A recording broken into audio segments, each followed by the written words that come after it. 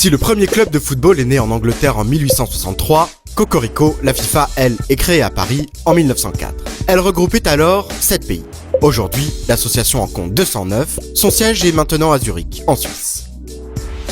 Sur le terrain, côté pelouse, la FIFA a plusieurs buts. Faire respecter les règles du foot, comme sur le transfert des joueurs par exemple, c'est un peu le gendarme des terrains de foot. Mais ces règles sont décidées par un autre organisme, l'IFAB, qui est composé de la FIFA, mais aussi d'autres associations. La FIFA organise des compétitions, la Coupe du Monde bien sûr, mais aussi le mondial de foot féminin, ou de foot de plage. Et oui, ça existe. La FIFA promeut aussi le foot dans le monde, en décernant le ballon d'or, ou en finançant des programmes pour former des joueurs, filles et garçons. À la FIFA, comme sur un terrain de foot, il y a plusieurs divisions. Des fédérations par pays, puis de plus grosses par région, avec leurs propres compétitions, comme l'UEFA, qui organise l'Euro de football. La FIFA a un big boss, un président qui est élu tous les 4 ans.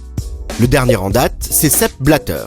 Il dirigeait la FIFA depuis 1998, mais poursuivi par la justice, il a été écarté à cause de scandales d'argent. Pour financer toutes ses activités, la FIFA compte surtout sur les compétitions qu'elle organise et qui rapportent beaucoup. Cet argent vient des tickets, des chaînes de télé qui payent pour diffuser les matchs, des produits dérivés.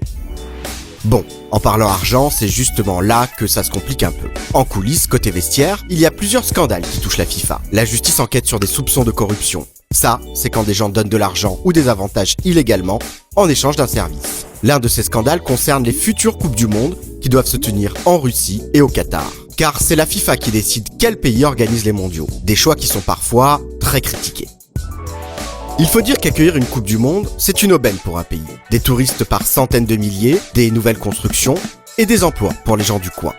Les enjeux économiques sont immenses et certains sont prêts à tout pour ne pas laisser passer leur chance.